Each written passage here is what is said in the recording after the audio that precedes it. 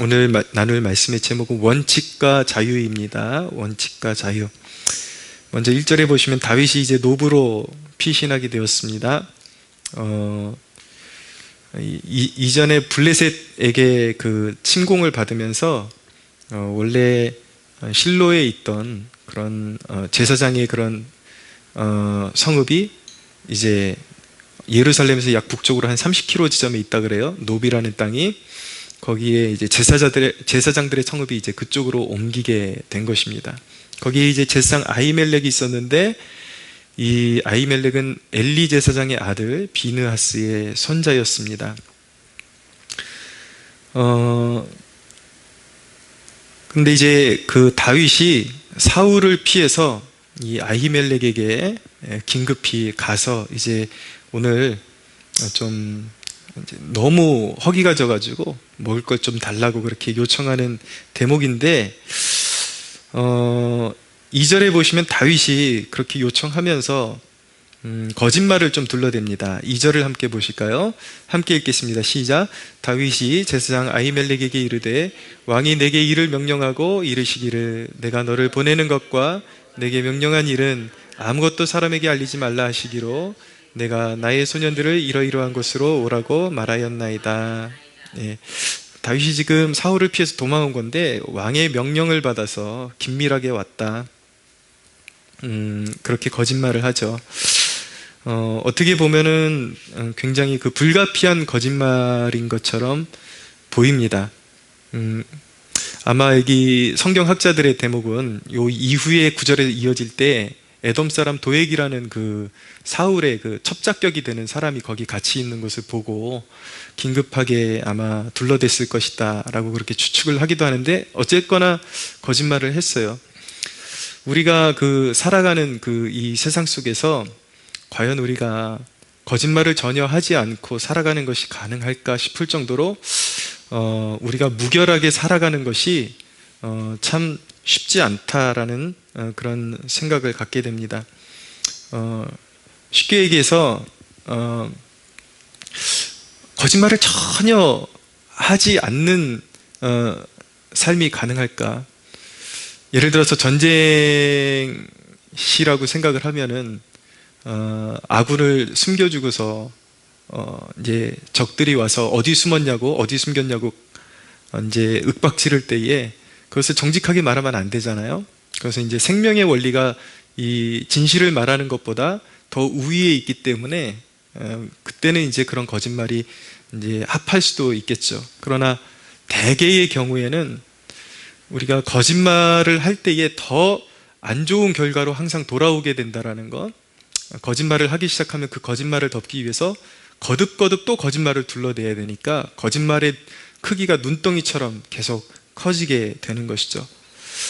제가 이제 그 이문동에 이전 그 지하교회 있던 곳에 언제 한번 그 동네에 갔는데 우연히 그 건물 주인분하고 화교 출신인데 마주쳤어요. 그러면서 갑자기 목사님 어디서 보고 달려오는 거예요. 그러면서 아이고 뭐 우리 집이 참 큰일 났었다고 그러면서 교회 다니시는 분들인데 그동안 건물에 대한 그 세금을 계속 속이고 내지 않았던 건데 그 속인 게 들통이 났어요. 나라에 이제 국세청에 들통이 나가지고 오히려 그동안 아낀다고 아낀 것보다 더 이제 과태료가 부과돼가지고 덤태기를 쓰게 됐다 그러면서 그 과정을 통해서 정직한 것이 굉장히 중요하구나라는 것을 배우게 되었다.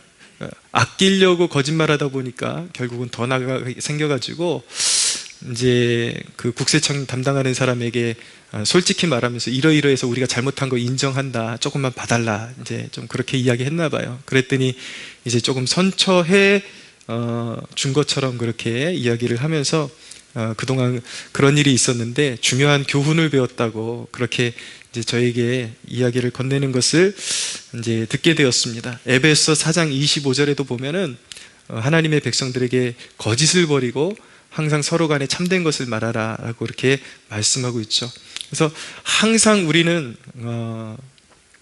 진실한 것들을 말하려고 애써야 되는 것이 당연한 것이고 하나님의 백성들로서 그러나 우리의 연약함이 분명히 있기 때문에 우리가 100% 우리의 말이 다 진실되다라는 것은 어쩌면 우리가 사는 세상 속에서는 불가능할지도 모르겠다라는 생각마저 갖게 됩니다. 그러나 분명한 것은 하나님께서 지혜를 구하는 자에게 지혜를 주신다 그랬는데, 이 성경학자들이 이 대목을 해석하면서 이렇게 말하는 대목이 무엇이냐면, 다윗이 하나님께 먼저 지혜를 구했더라면 분명히 거짓말을 하지 않으면서도 합당하게 대답할 수 있는 그 지혜로운 말을 하나님께서 주셨을 텐데, 섣부르게 그냥 서두르면서 그냥 자기 입에서 나오는 말을 먼저 쏟아내다 보니까 이렇게 거짓말을 하게 됐는데, 결국은 이 전체 그림을 보면 다윗이 거짓말을 하게 되면서 이 제사장 무리들이 다 사울에게 이제 이후에 살육을 당하게 되는 그런 엄청난 비극을 불러오게 됩니다. 그러니까 우리의 삶 가운데 그런 말 한마디, 진실한 말 한마디가 얼마나 중요하고, 또 피치 못할 때에도 그냥 피치 못한 사장이니까 그냥 거짓말을 습관적으로 내뱉는 것보다도 하나님께 지혜를 구해서 거짓말하지 않으면서도 그것을 지혜롭게 잘 대처할 수 있는 그런 언어를 하나님으로부터 그 총명을 받는 것이 참 중요하다. 그리고 우리가 그럼에도 불구하고 스쳐 지나가는 모든 삶 속에서 거짓된 말을 은연중에 뱉을 때가 있기 때문에 우리에게 필요한 것은 항상 하나님의 긍휼이 우리가 살아가는데 절대적으로 필요하다라는 것을 배우게 됩니다. 그래서 이제 아히멜렉 이 제사장이 다윗이 너무 이제 배가 고프니까 자기 무리들이 같이 먹을 좀 떡을 달라고 요구하잖아요.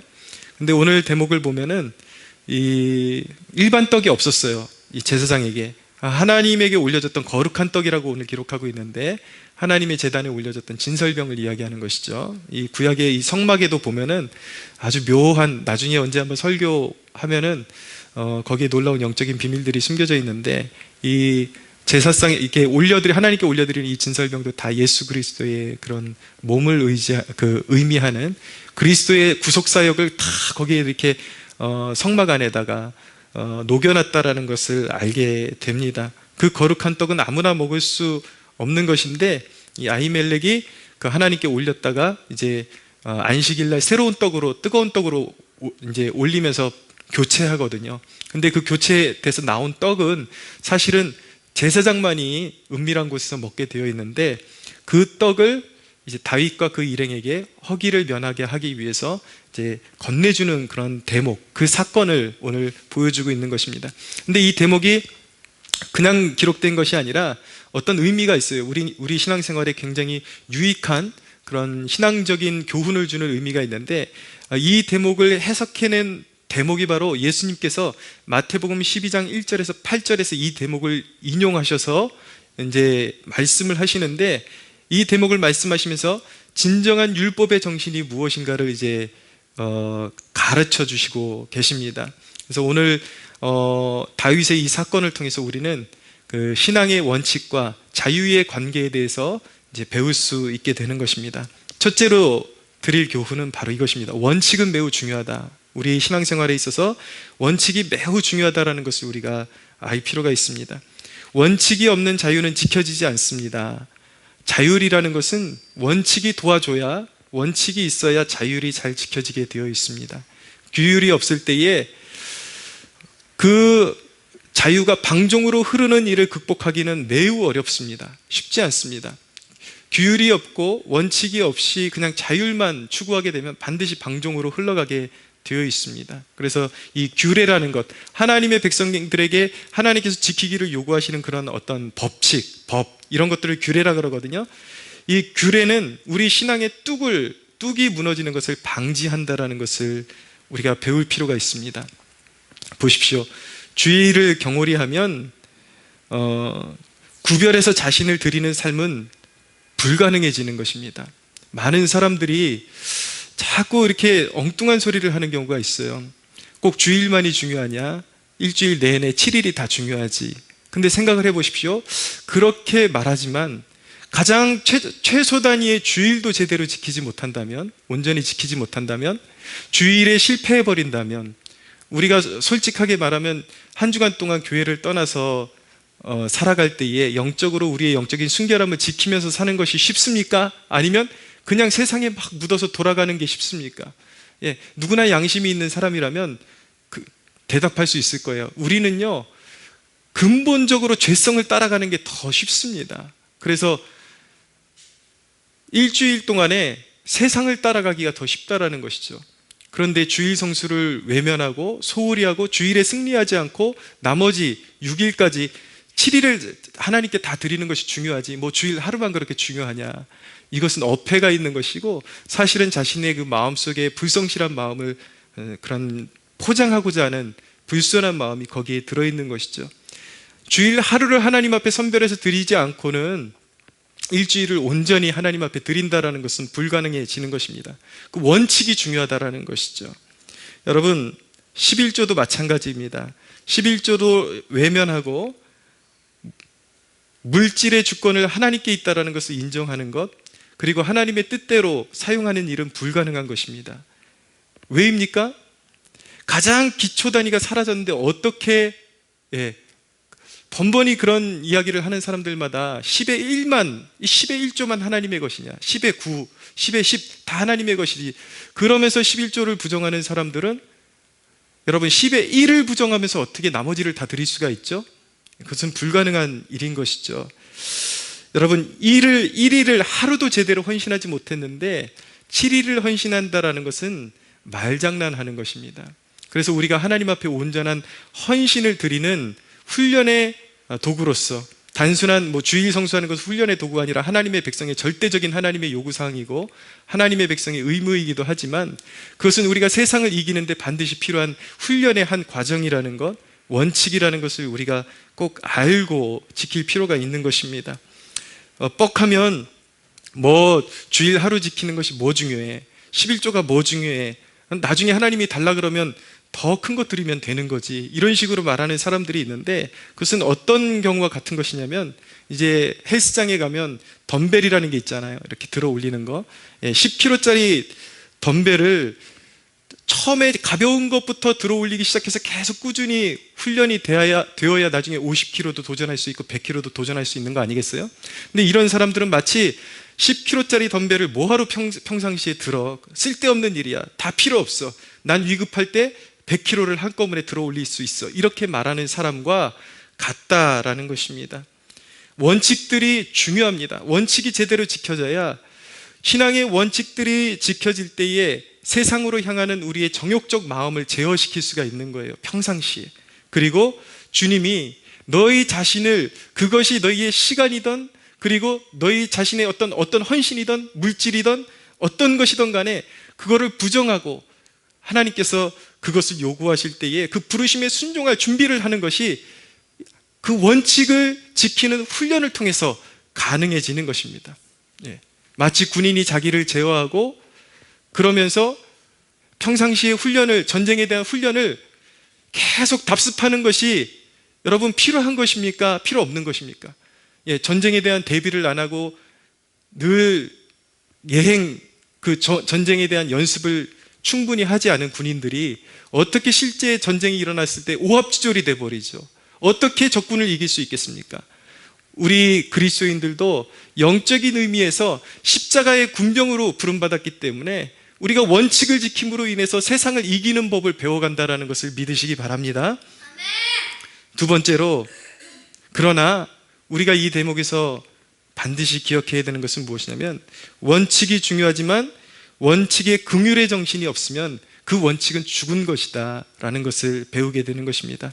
오늘 이 다윗과 제사장 아히멜렉 사이에서 일어나는 이 사건, 거룩한 떡을 다윗 무리에게 주는 이 사건의 영적인 의미를 알려면 예수님이 어떻게 이 대목을 인용하셨는지를 우리가 살펴봐야 하는 것입니다.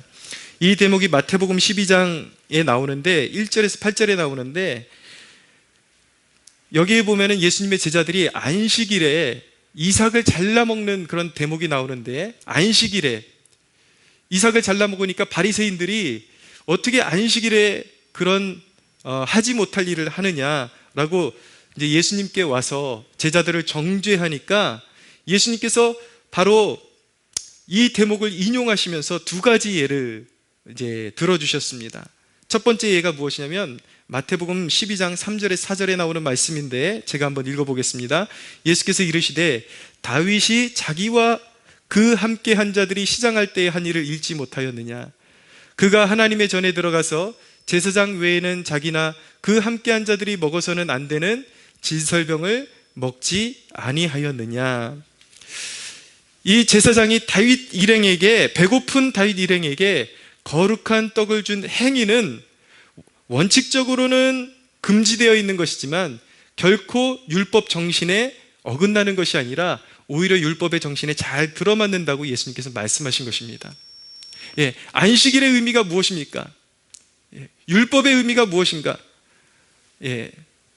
배고픈 영혼, 갈급한 영혼, 이런 영혼이 있으면 그를 먹이는 것이 하나님의 안식일의 의미에 합당한 것이고 하나님의 율법의 진정한 정신이다. 그렇기 때문에 다윗 일행을 거룩한 떡이라 할지라도, 아무나 먹을 수 없는 거룩한 떡이라 할지라도 그것을 다윗 허기진 불쌍한 하나님의 백성들에게 먹인 것은 잘한 것이다. 그것은 율법을 어긴 것이 아니라 오히려 율법에 부합한 것이다 라고 그렇게 예수님께서 말씀하신 것입니다.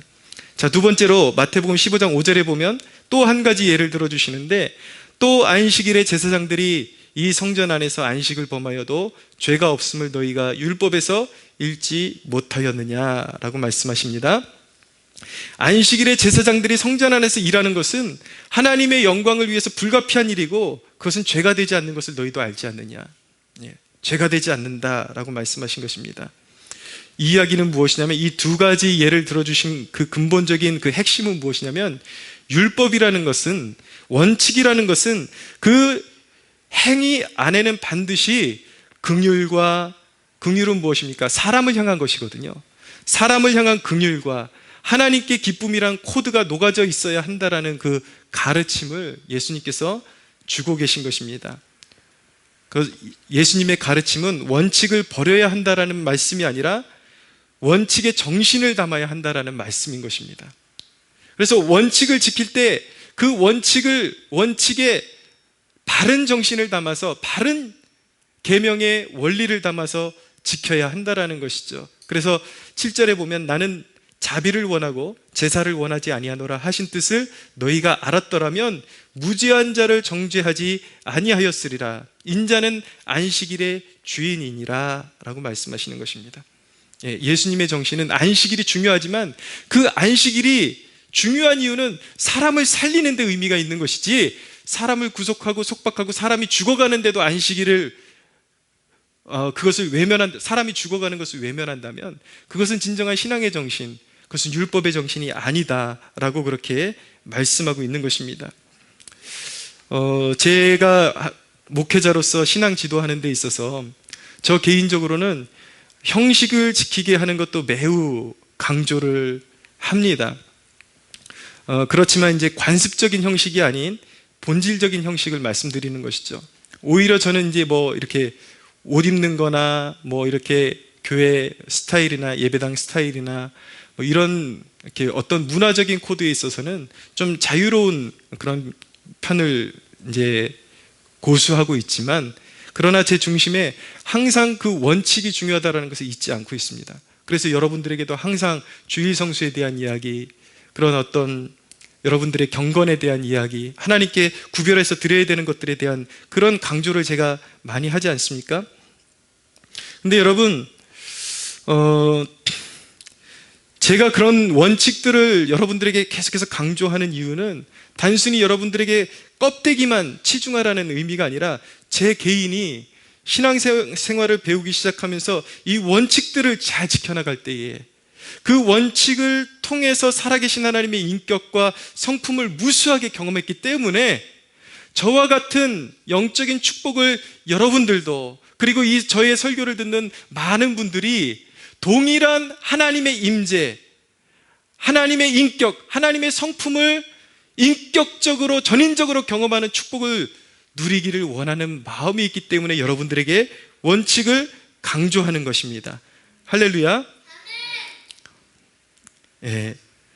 원칙이 그렇게 중요한 거예요. 형식은요, 진정성을 담는 그릇입니다. 그러나 거기에 생명이 있는지를 우리는 살펴야 하는 것입니다. 여러분, 주일 성수가 참 중요합니다. 그런데 여러분들이 주일을 지키고 나서 여러분들은 무엇을 얻어서 가십니까? 주일날 예배 끝났더니 오늘 예배 끝났네? 그게 전부라면 여러분은 예배 드린 것이 아닙니다. 살아있는 예배, 그 원칙을 통해서, 주일 성수라는 원칙을 통해서 하나님께서 우리 성도들에게 요구하시는 것이 무엇입니까? 그분께로 더욱더 가까이 나아가야 될 필요성을 느끼기를 원하시는 것이죠. 하나님만이 우리의 전부구나, 역시 하나님만이 우리의 도움이시구나, 그것을 더 강하게 느끼고 그 십자가의 은혜에 엎드리며 감사하며 더 하나님의 은혜를 추구하게 되는 것, 그 원칙을 통해서 거기까지 나아가야지 예배를 드린 것입니다. 할렐루야. 예, 여러분들에겐 그런 원칙을 통해서 얻어지는 그 본질, 그 마음, 그것이 있습니까?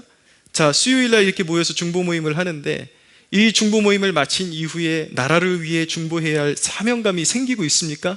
아, 오늘도 기도에 마쳤다, 오늘 그냥 기도에 마쳤고 오늘도 해야 될 일을, 그냥 응당해야 될 일을 잘 마쳤다, 그 선에서 끝났다면 이 하나님께서 우리에게 허락하신 이 원칙을 고수하는 의미를 잊고 사는 거예요.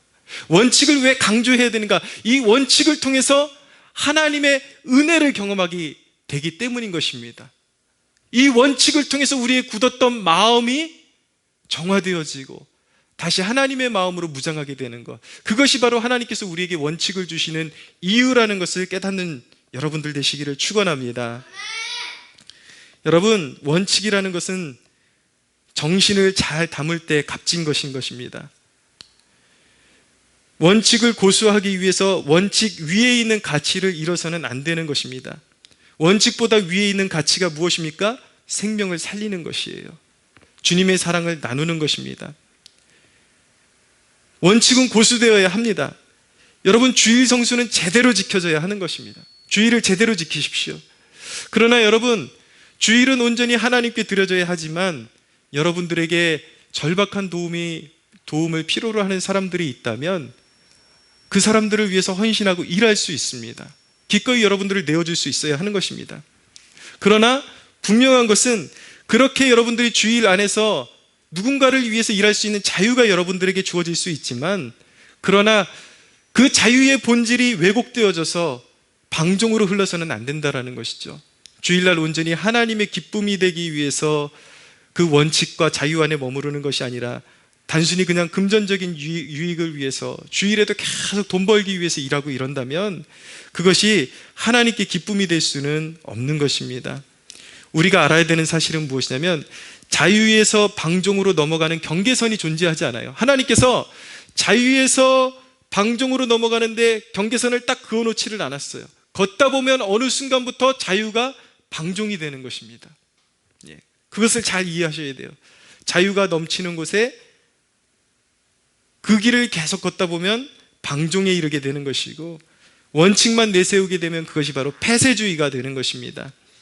원칙과, 신앙의 원칙과 자유, 긍휼, 이 아름다운 상호 보완을 잘 유지해야 아름다운 신앙이 지켜지는 것입니다. 그러나 여러분, 저는 제가 이제까지 신앙을 지켜왔던 그 노하우로서 여러분들에게 꼭 드리고 싶은 말씀은 무엇이냐면, 평소에 원칙을 잘 사용하는 것이 훨씬 중요하다는 것을 말씀드리고 싶어요. 여러분, 우리가 하나님 앞에 경건의 약속을 드리고 이제 매일 아침마다 기도해야지, 성경을 읽어야지, 그렇게 다짐을 했다가 얼마나 그 약속들이 쉽게 무너져 내립니까? 그냥 기분에 따라 오늘은 하나님 앞에, 오늘은 좀 기도해야지, 오늘은 말씀 앞으로 나가야지, 기분에 따라서, 감정에 따라서 그렇게 돼버리면요, 그 경건 생활은 무너질 수밖에 없는 거예요. 그러나 그 경건 생활을 굳건하게 지켜주는 것이 무엇입니까? 원칙인 것입니다. 제가 이렇게 어떤 하나님 앞에서의 혹독한 연단의 과정을 지나오면서도 영적으로 무너지지 않았던 제1의 노하우가 무엇이냐면 원칙을 지켰던 것입니다. 감정이나 환경에 따라서 그냥 무너지는 것이 아니라 철저하게 내 감정과 상관없이 오늘 아침에 일어나서 내가 하나님 앞에서 해야 될 일을 먼저 하고 하나님의 얼굴을 구하는 것, 절대적인 원칙으로 삼았기 때문에 제 인생에 무너지지 않고 이 연단의 과정을 이렇게 기쁨으로 달려갈 수 있고 이겨낼 수 있는 힘이 거기서 주어진 것입니다. 할렐루야. 예, 원칙을 세워야, 그 원칙이 이어져야 언젠가 거기에 하나님께서 은혜를 부어주시는 거예요. 원칙이 무너지면 은혜를 담을 그릇을 치워버리는 것과 마찬가지인 것입니다. 그래서 신앙의 원칙을 지켜나가는 것이 참 중요하다. 사랑하는 여러분, 우리가 오늘 이 대목을 묵상하면서 마지막으로 한 가지 한번 꼭 생각해 봤으면 하는 대목이 있는데, 지금 중국 우한에 신종 코로나 바이러스로 지금 공식적인 통계로 나온 것보다 수많은 사람들이 죽어나가고 있다고 하는데, 그 도시 자체를 봉쇄했거든요. 봉쇄했는데 제가 어떤 영상을 보게 됐는데, 그 코로나 바이러스에 감염된 엄마와 아기 엄마와 여자아이, 우리 한결이 정도 되는 여자아이인데 여자아이가 백혈병이 있는 거예요. 근데 국가적으로 원칙으로 봉쇄를 한 거예요. 절대적으로 우한에 있는 시민들이 밖으로 다른 도시로 넘어와서는 안 된다라는 원칙을 정해준 것이죠. 자, 그 그림을 보면서 아이도 탈출을 못하게 하고 그 엄마도 그 도시에서 탈출을 못하게 하고 공안들이 다 가로막고 있는 장면을 보는데, 엄마가 어떤 하소연을 하냐면 막 울부짖으면서, 나는 여기서 남아도 괜찮은데 우리 딸은 백혈병인데 지금 치료를 받아야 되는데 우리 딸만큼이라도 좀 이렇게 건너가게 해서 다른 곳에서 치유받게 해달라고 그렇게 하소연하는데, 중국 공안들이 그것을 매몰차게 그렇게 거절하는 그 영상을 보면서 마음이 굉장히 아프더라고요. 근데 보십시오. 그 장면만 봤을 때, 그 우한 안에서 어떤 일이 벌어지건 다른 일들을 다 제외하고 그 장면만 봤을 때, 우리가 그리스도인으로서 우리에게 어떤 권한이 주어진 그런 상황이라면 우리가 그리스도인으로서 원칙을 지켜야 하는데 어떻게 살아가는 것이 우리 그리스도인의 삶인가에 대한 고민이 필요한 것입니다. 우리에게 그런 상황이 주어질 때에 원칙이 있고 법이라는 것이 있지만 우리는 어떤 결단을 내려야 하는가? 오늘 말씀이 우리에게 주고자 하는 메시지가 무엇인가를 깊이 깨닫게 되기를 원합니다.